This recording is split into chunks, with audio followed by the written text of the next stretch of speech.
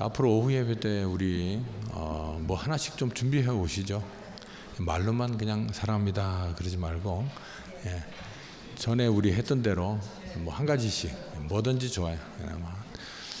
양옆에 있는 사람 나눠줄 정도는 준비해 가지고 한번 나누도록 그렇게 했으면 좋겠습니다.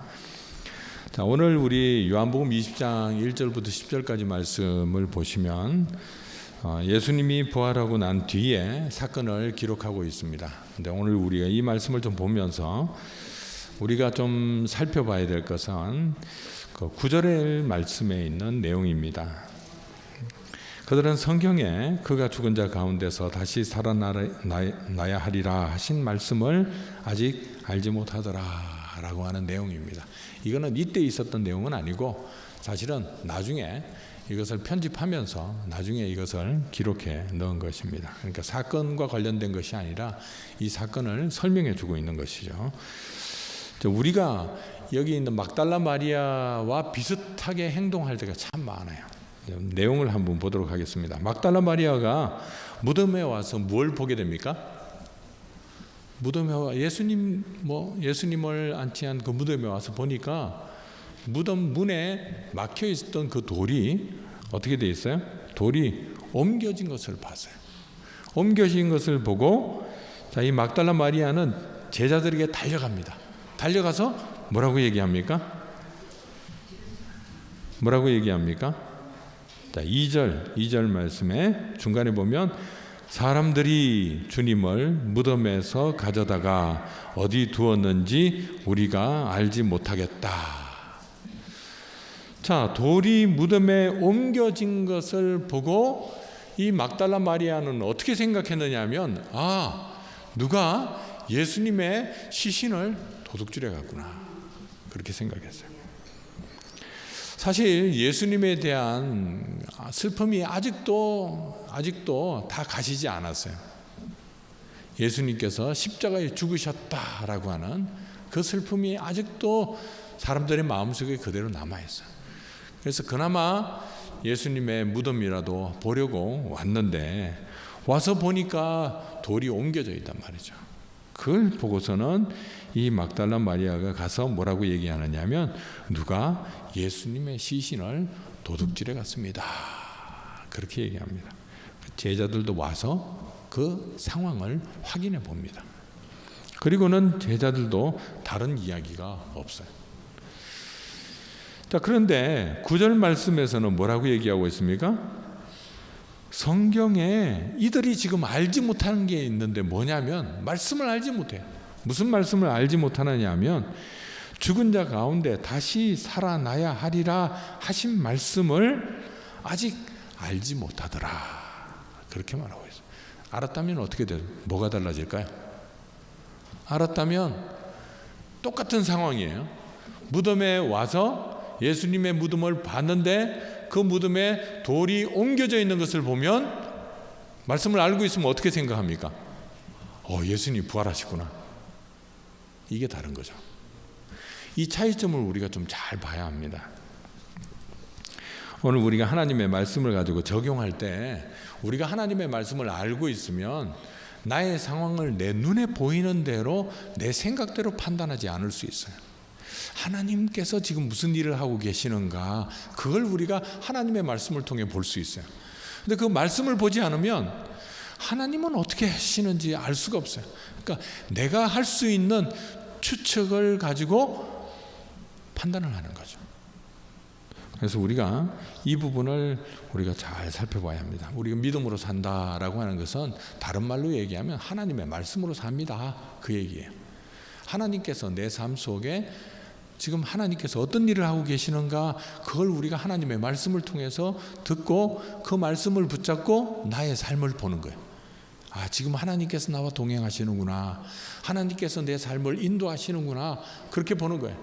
그러니까 하나님의 말씀은 다 빼놓고 우리 육신의 눈만 가지고 보게 되면 어떻게 생각할 수 있어요? 이거 내가 생각한 대로 내 삶이 지금 가고 있다 그러면 그럼 걱정할 거 없어요. 근데 내가 생각하는 것과 정반대 방향으로 가고 있으면 우리는 걱정을 많이 합니다.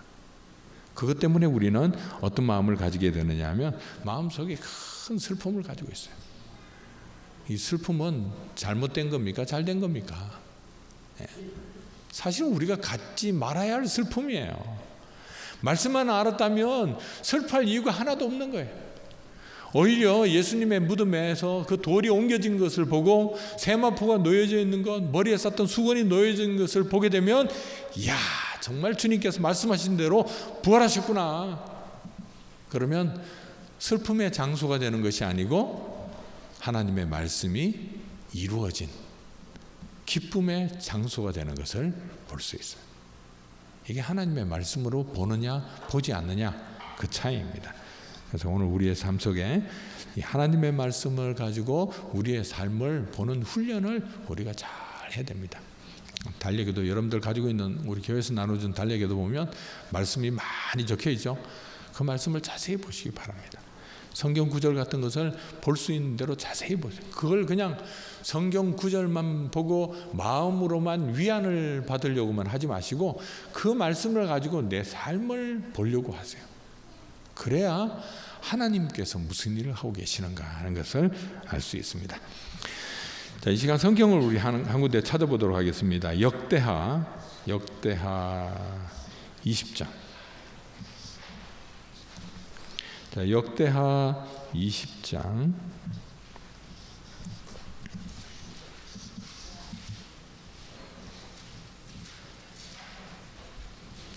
역대하 20장에 우리 1절부터 4절까지 말씀 한번 읽겠습니다. 그 후에 모압 자손과 암몬 자손들이 마온 사람들과 함께 와서 여호사밧을 치고자 한지라.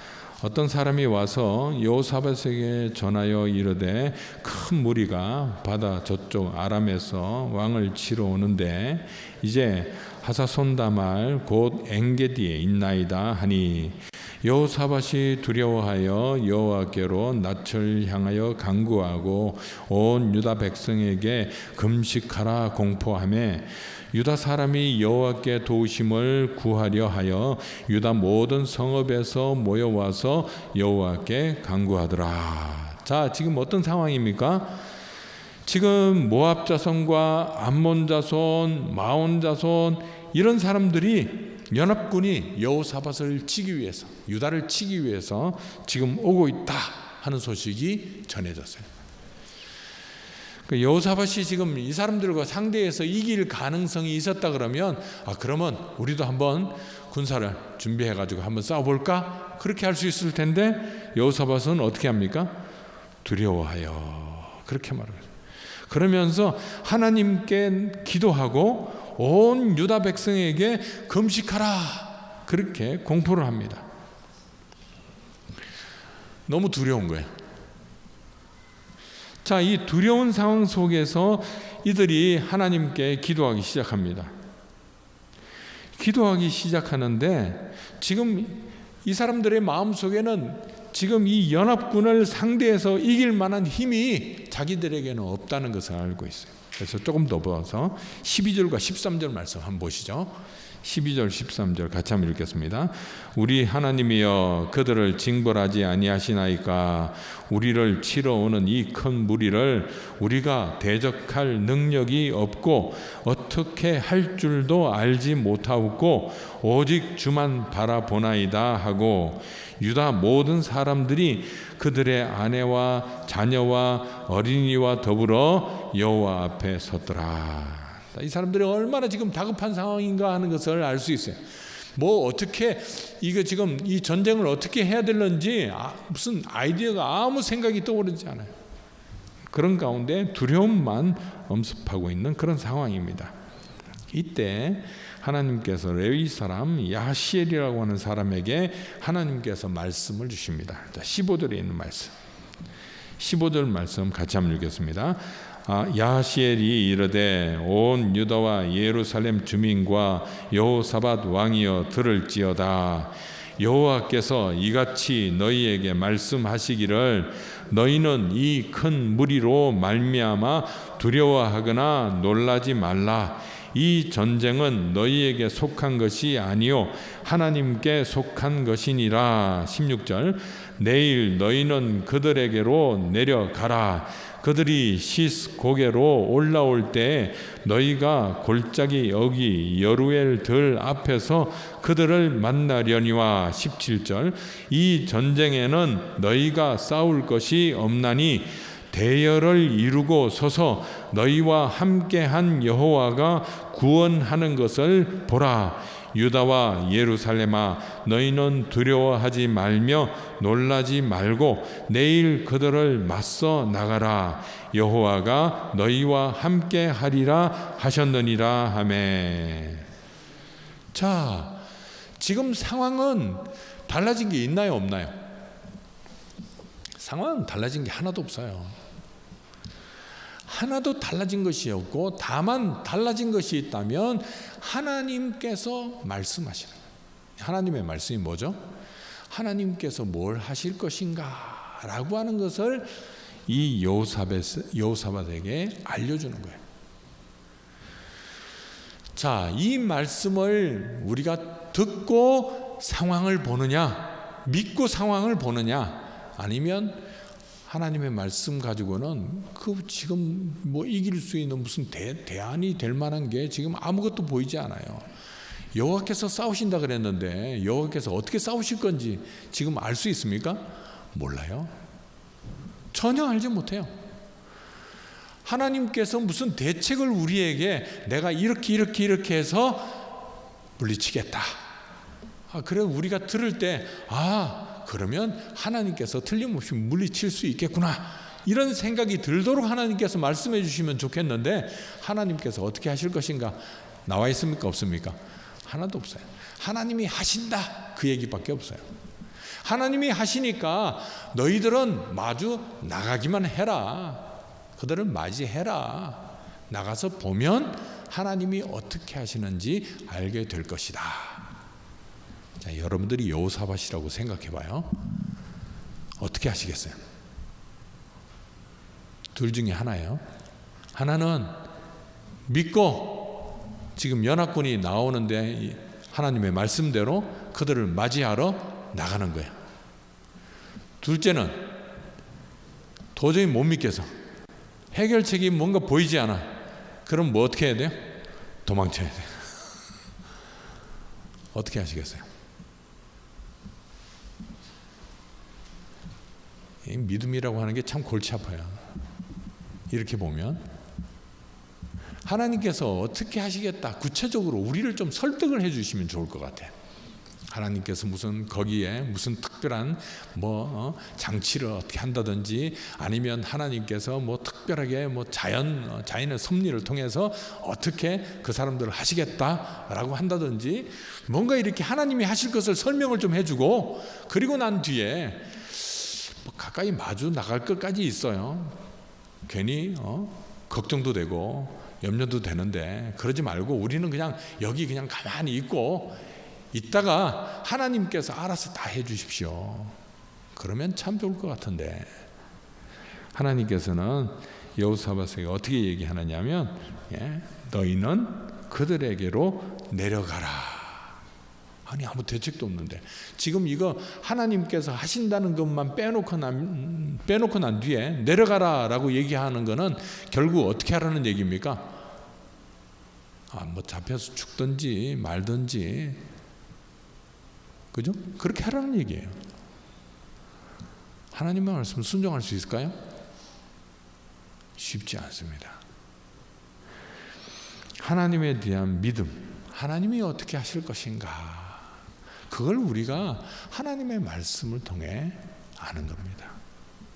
철로역정에서 흔히 우리가 많이 보는 그 사자 이야기겠죠. 가운데 사자 두 마리가 길을 막고 서 있어요.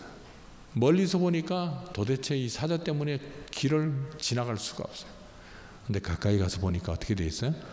그 사자가 둘 다 목이 다 매여 있어요. 목줄로 다 매여 있는 거예요. 가운데 지나갈 수 있는 그런 길이 가까이 가니까 보이는 거예요. 오늘 우리가 하나님의 말씀대로 순종한다라고 하는 것이 어떤 의미냐면, 바로 하나님께서 우리의 삶을 어떻게 지금 일하고 계시는가, 그것을 믿고 한 발자국씩 한 발자국씩 하나님께서 말씀하시는 대로 걸어보라 하시는 겁니다. 물론 하나님께서 우리가 도망쳐도 하나님께서 도와주실 거예요. 근데 우리가 도망치고 난 다음에 하나님이 도와주시면 우리는 어떻게 생각합니까? 야, 하나님이 도우셨어. 그게 아니고 불행 중 다행이다. 그래도 그 연합군이 우리를 치기 위해서 왔다고 하는데 그래도 그 지경까지는 가지 않았다. 최악의 상황까지는 가지 않았구나. 거기서 무슨 일이 생겼는지는 모르겠지만 그래도 어쨌든 피할 수 있어서 다행이다. 그렇게 끝나버려요. 그런데 우리가 하나님의 말씀을 알고 있으면 하나님께서 도우시는구나. 그걸 깨달을 수 있어요. 자, 오늘 본문의 말씀으로 다시 돌아가서 요한복음 20장에 만약 막달라 마리아가 무덤을 찾아갈 때 그때 말씀을 좀 알았더라면, 예를 들어서 누가복음 24장 26절 26절에 있는 말씀, 그리스도가 이런 고난을 받고 자기의 영광에 들어가야 할 것이 아니냐, 또 이르시되 이같이 그리스도가 고난을 받고 제3일에 죽은 자 가운데서 살아날 것, 이런 내용들을 만약 알고 있었더라면, 그러면 오히려 무덤을 찾아가는 이 막달라 마리아의 발걸음이 슬픈 마음을 가지고 찾아가는 것이 아니라 하나님께서 어떻게 일하시는 것일까 기대하는 마음을 가지고 찾아갈 수 있어요. 오늘도 하나님께서 우리의 삶을 지켜주고 계십니까? 계시지 않습니까? 틀림없이 우리를 지켜주셔요. 뭘 보면 알 수 있습니까? 요즘 내 상황을 보니까 별로 하나님께서 나를 사랑하시는 것 같지 않아요. 왜 자꾸 우리는 상황을 가지고 얘기해요? 그 우리 눈에 보이는 상황이잖아요. 뭘 봐야 됩니까? 예수님의 십자가를 봐야 되잖아요. 우리를 위해서 십자가를 지신 예수 그리스도, 그리고 부활하신 그리스도, 그게 우리를 사랑하시는 하나님의 사랑의 확실한 증거예요. 하나님의 사랑을 오늘도 내가 확신합니다. 하나님께서 나와 함께 계시는 줄 내가 믿습니다. 그리고 믿음으로 살아갈 수 있는 거죠. 이사야서 26장 10절 말씀에 이런 말씀이 있습니다. 악인은 은총을 입을지라도 의를 배우지 아니하며 정직한 자의 땅에서 불의를 행하고 여호와의 위엄을 돌아보지 아니하는도다. 악인에게는 하나님께서 은총을 베풀어 주셔도 의를 배우지를 않아요. 하나님의 은총은 혹시 입어가지고 문제는 해결할 수 있을는지 모르는데 의를 배우지를 않아요. 하나님을 배우지를 않아요. 11절 말씀에 보시면 여호와여 주의 손이 높이 들릴지라도 그들이 보지 아니하오나 백성을 위하시는 주의 열성을 본다면 부끄러워할 것이라. 그렇게 말하고 있어요.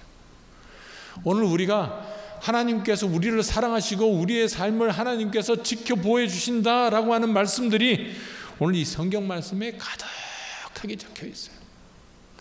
그걸 우리가 보고 있으면 믿음으로 살 수 있는데, 그걸 보지 않으면 어떻게 살아요? 그걸 보지 않으면 우리는 늘 외롭고 쓸쓸하고 아무도 도울 사람을 만날 수 없고, 그리고 두려움 가운데 살 수밖에 없는 거예요. 하나님을 믿지 않는 거예요. 그런데 만약에 우리가 그런 하나님께서 나를 얼마나 사랑하시는가 하는 것을 우리의 눈을 열어서 보게 된다면 그때 우리가 어떻게 할 것이라고요? 부끄러워할 것이다. 그렇게 말하는 거예요. 하나님께서 나를 이렇게 사랑하시는 줄 내가 진작에 알았더라면, 그러면 내가 내 자신을 괴롭히고 내 마음을 괴롭히는데 내가 시간을 사용하지 않고 그 시간에 하나님께서 주시는 은혜로 감사하면서 내가 주를 위해서 살 수 있었을 텐데, 그렇게 할 거예요. 오늘 주님께서 우리를 얼마나 사랑하시는가 하는 것을 바라볼 수 있는 그런 믿음을 잃지 않고, 특히 부활하신 그리스도를 바라보면서 오늘도 나와 함께 하시는구나, 하나님께서 말씀하시는 대로 내가 걸어가겠습니다, 이와 같이 살아갈 수 있기를 주님의 이름으로 축원합니다. 기도하겠습니다. 하나님 아버지 은혜를 감사합니다.